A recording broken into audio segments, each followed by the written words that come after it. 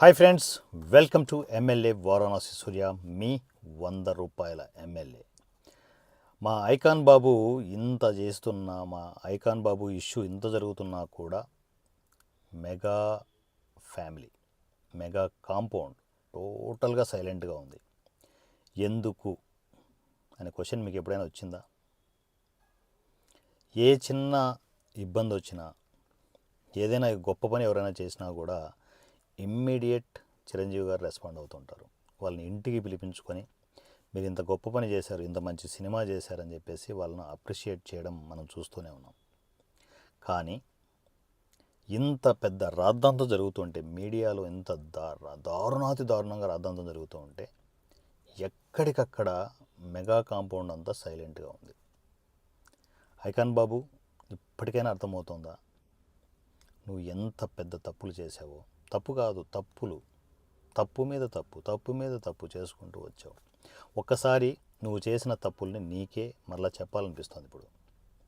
అందువల్లే mega family, total mega compound అంతా silent అవ్వడానికి కారణమే నువ్వు చేసిన తప్పులు.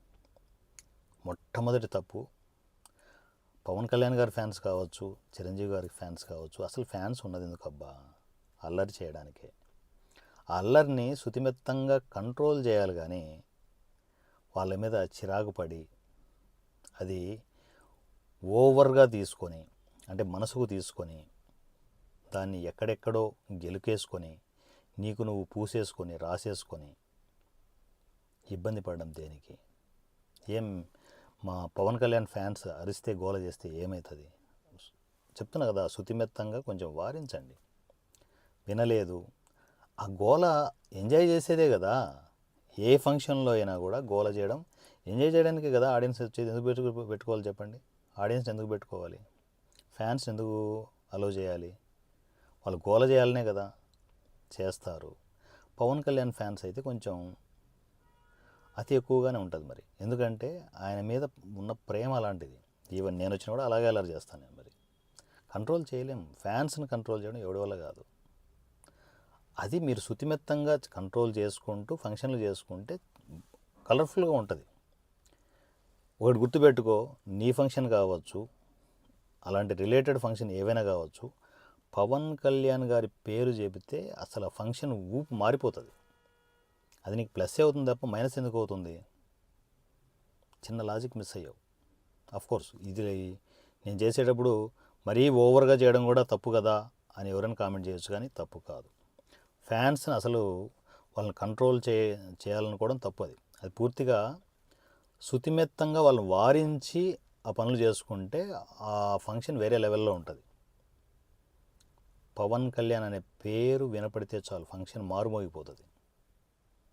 సో అది చిన్న ఫంక్షన్ కావచ్చు, పెద్ద ఫంక్షన్ కావచ్చు, వేరే లెవెల్, ఆ ఫ్లేవరే మారిపోతుంది, ఫంక్షన్ ఫ్లేవరే మారిపోతుంది. అది పాజిటివ్గా తీసుకుంటే నీ లైఫ్ వేరేలా ఉండేది. నెగిటివ్గా తీసుకున్నావు, అక్కడి నుంచే నీ డౌన్ఫాల్ స్టార్ట్ అయింది. ఎక్కడి నుంచి? చెప్పను బ్రదర్ అని చెప్పావు చూడు, అక్కడి నుంచి నీ డౌన్ఫాల్ స్టార్ట్. అంతవరకు ఈవెన్ నేను కూడా ఒక నటుడిగా, ఒక హీరోగా నువ్వంటే చాలా ఇష్టం నాకు. కానీ ఏ రోజైతే చెప్పను బ్రదర్ అన్నావో అక్కడి నుంచి మా మైండ్లో నెగిటివ్గా పడిపోయావు.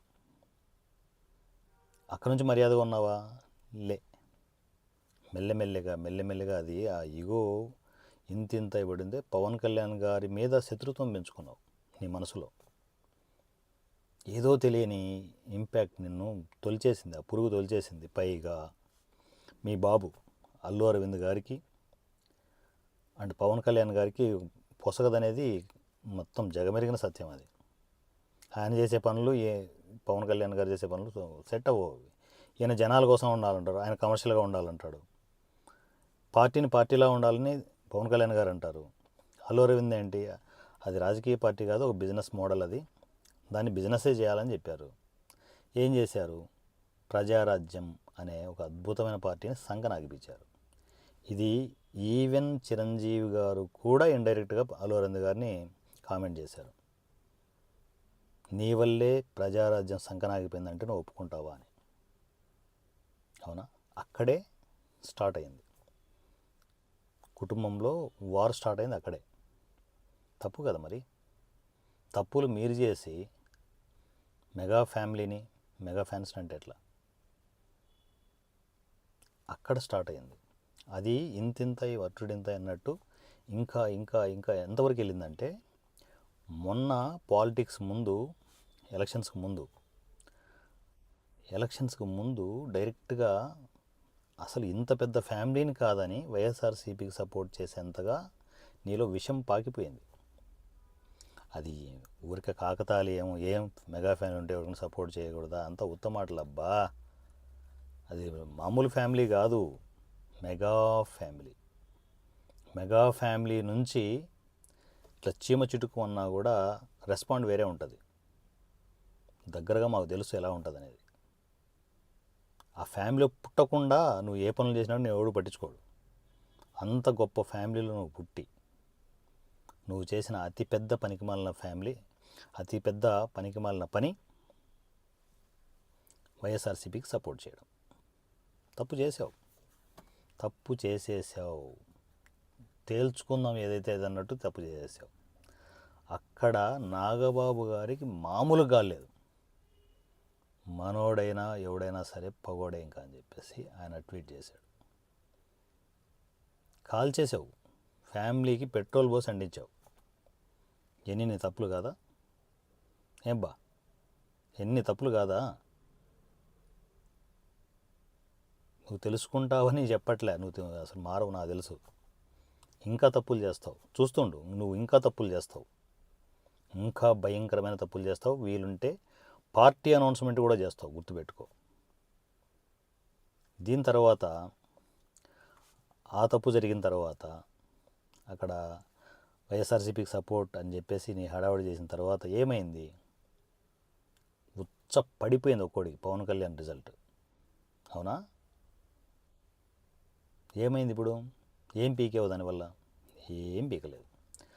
అది ఇంకా ఇంకా పెరిగిపోయి ఏమైంది? మన పుష్ప 2లో ఇంకా ఓపెన్ చేసావు.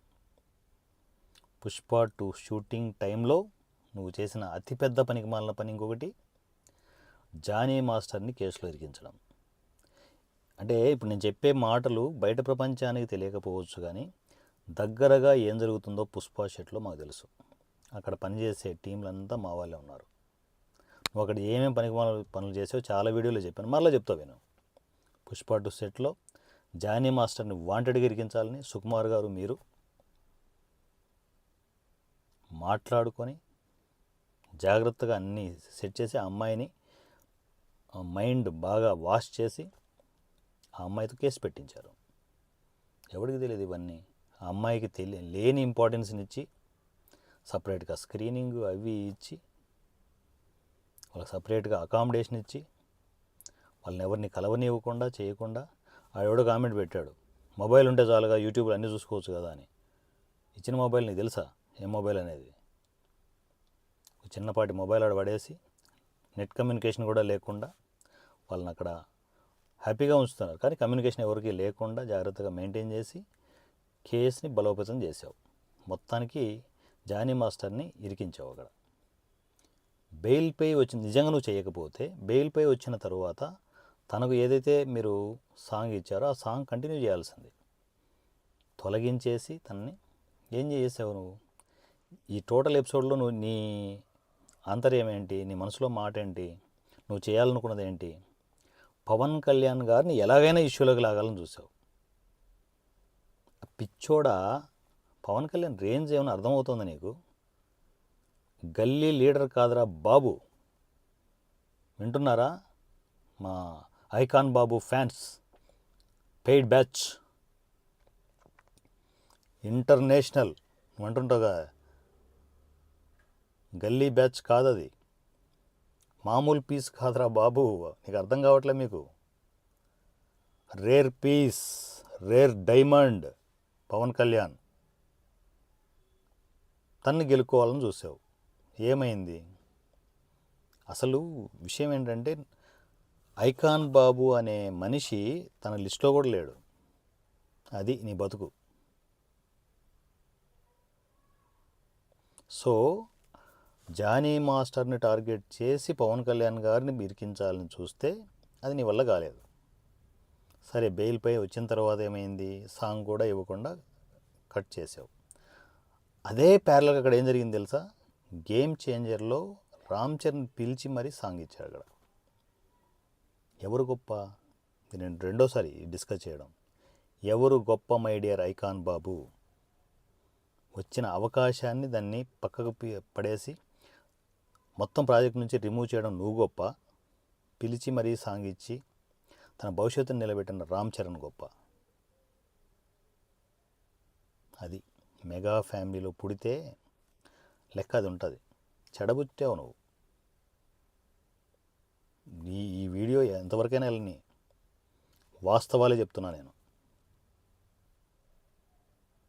దాని తర్వాత ఏం చేసావు?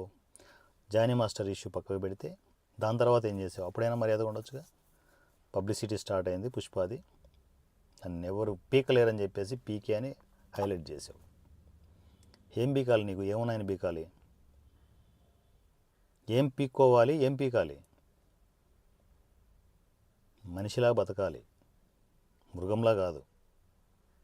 అందువల్లే సినిమా ఇండస్ట్రీ అంతా నేను హేట్ చేయడానికి రీజనే అది. ఏం సాధిద్దామని? పవన్ కళ్యాణ్ గారి మీద ఏం సాధిద్దామని? మెగా ఫ్యామిలీ మౌనానికి అదే కారణం. నువ్వు చేసిన పనులు మామూలుగా కాదు. ఒకటా రెండా? ఎవడ్రా బాస్, ఎవడికి రా బాస్? నీ బలుపు ఎంతవరకు ఉందంటే చిరంజీవి గారినే కామెంట్ చేసేంతవరకు. జగన్ ఒకే ఒక్కసారి చిరంజీవి గారిని అవమానించారని తెలిసి కూకొటి వేళ్ళతో పీకి పడేసి ఆ మొత్తం చెట్టు తీసుకొచ్చి చిరంజీవి గారి పాదాల ముందు పెట్టాడు పవన్ కళ్యాణ్. That is Pawan Kalyan. నువ్వు ఎవరితో పెట్టుకుంటున్నావు నీకు అర్థం కావట్లే. అసలు నిన్ను కనీసం ఒక మనిషి కింద కూడా చూడట్లేదు పవన్ కళ్యాణ్ గారు. లిస్టులో లేవు నువ్వు అసలు. అందువల్లే నువ్వు బతికిపోతున్నావు. ఒక్కసారి ఎన్ని పక్కకు పెట్టి పవన్ కళ్యాణ్ గారు కాన్సన్ట్రేట్ చేస్తే ఈ కథలు ఏముండవు. ఇంకా మౌనంగా ఉన్నారు. ఎందుకు? వాళ్ళకి తెలుసు ఎవరిని ఎక్కడ పెట్టాలో తెలుసు. ఇంత జరుగుతున్నా కూడా ఎవరైనా నీ మీద నెగిటివ్గా రెస్పాండ్ అయ్యారా? లేదుగా. మర్యాద తెలుసు ఎవరికి ఏమి ఇవ్వాలి, ఏమి ఇవ్వకూడదు అనేది. సో మై డియర్ ఐకాన్ బాబు, ఏ అనే బ్రాండ్లు వేసుకొని షర్ట్ల మీద, వీపుల మీద, ముక్కు మీద, మూతి మీద, ముడ్డి మీద నీ బ్రాండ్లు వేసుకుంటే జనాలకి రావు. ఇక్కడ ఉండాల. జనాలకి ఏదైనా చేయాలనేది ఇక్కడ ఉండాల. అక్కడ ఉంటే బ్రాండ్ అదే వస్తుంది. నువ్వు పెట్టుకుంటే బ్రాండ్ రాదు. చిన్న లాజిక్ మిస్ అవుతున్నావు. సంధ్యా థియేటర్ దగ్గర పోనీ నీకు సంబంధమే లేదనుకుందాం, నీ సినిమాకు వచ్చి ఒక మహిళ చనిపోయి బిడ్డ ఐసీయూలో అంత దారుణంగా ఉంటే ఏం రెస్పాన్స్ అది? ఎన్ని అబద్ధాలు, మళ్ళీ ప్రెస్ మీట్ పెట్టి ఇవి పెట్టి గెలికేసుకున్నావు. ఇష్టం వచ్చినట్టు గెలికేసుకున్నావు. నీ బల్బు ఎంతవరకు ఉందంటే రేవంత్ రెడ్డి గారిని మర్చిపోయేంత. అక్కడే నీకు సంకనాగిపోయింది వ్యాపారం. మధ్యలో వాటర్ దాగి రేవంత్ రెడ్డి ఓకే గుర్తుంది నాకంట. దాన్ని ఏ స్థాయి బల్బు అంటారు తెలుసా? కామన్ మ్యాన్ ఎవరు చూసినా కూడా ఇంత బల్బు ఏంట్రా బాబు అనిపిస్తుంది నేను చూస్తే. మన ప్రెస్ మీట్ పెట్టావు, దాన్ని ప్రెస్ మీట్ అంటారా? మర్యాద ఉన్నా బాగుండేది. ఆ ప్రెస్ మీట్ పెట్టి ఇప్పుడు ఏకంగా మరలా కొంప మీదకి తెచ్చుకున్నావు. మొత్తం నీ లైఫ్ని ఖరాబు చేసుకున్నది ఎవరో కాదు, నువ్వే. చేతులారా నువ్వే చేసుకున్నావు. ఒక మంచి లైఫ్ మెగా ఫ్యామిలీ వల్లే వచ్చింది, దాన్ని మర్చిపోయావు. పుష్ప 2 టోటల్ పబ్లిసిటీలో ఎక్కడైనా మెగా ఫ్యామిలీ గురించి మాట్లాడావా? దాన్ని ఏమనుకోవాలి చెప్పు? గూబలుపు అంటారు దాన్ని. ఇంత రాద్ధాంతం చేశావు కాబట్టే మెగా ఫ్యామిలీ ఇప్పటికి కూడా నీ మీద నెగిటివ్ కాకుండా సైలెంట్గా ఉంది. వాళ్ళ సైలెన్స్ కారణమే ఇదంతా. ఇంత ఎపిసోడ్ నువ్వు చేసిన ఇంత వ్యవహారం ఎట్లా మర్చిపోతారు? ఎట్లా మర్చిపోతారు ఐకాన్ బాబు? నాకు తెలిసి జీవితంలో ఫస్ట్ టైం ఏం చేయాలని అర్థం కాక అల్లు అరవింద్ గారు తలపట్టుకుని కూర్చున్నాడు. ఆయన ఎన్ని రాజకీయాలను చేయగలడు, ఎంతమందినైనా మ్యానిపులేట్ చేయగలడు, ఏమైనా చేయగలడు. అలాంటి మనిషి కూడా కాళ్ళకున్న చెప్పులు నెత్తి మీద పెట్టుకున్నాడు. ఏం చేయాలరా బాబు భగవంతుడా అని. ఆ పరిస్థితి తీసుకొచ్చింది నువ్వే. నీ ఫ్యామిలీని, నీ లైఫ్ని, నీ టోటల్ సినిమా కెరీర్ని సంకనాకు పిచ్చుకుంటున్నది కూడా నువ్వే.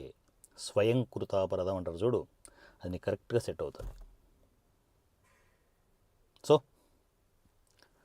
చూద్దాం ఐకాన్ బాబు, ఇంకా ఇంకా ఇంకా పెట్టిపోయి ఏమైనా పార్టీ పెట్టి, పార్టీ ఉంది ఇంకా అని చెప్పేసి పుష్ప స్టైల్లో చెప్తావా? పార్టీ ఉంది పుష్ప అని చెప్పేసి పార్టీ పెట్టేస్తావా? అల్లు పార్టీ వస్తుందని నేను అనుకుంటున్నాను. ఇది నాకు తెలిసి నీ జీవితంలో నువ్వు చేయబోతున్న అతిపెద్ద తప్పు. నువ్వు చేస్తావు, ఖచ్చితంగా నీ బలుపు నిన్ను అంతవరకు తీసుకెళ్తుంది. Thank you so much and love you all. మీ వారణాసి సూర్య, ఎమ్మెల్యే వారణాసి సూర్య, మీ 100 రూపాయల ఎమ్మెల్యే. Thank you.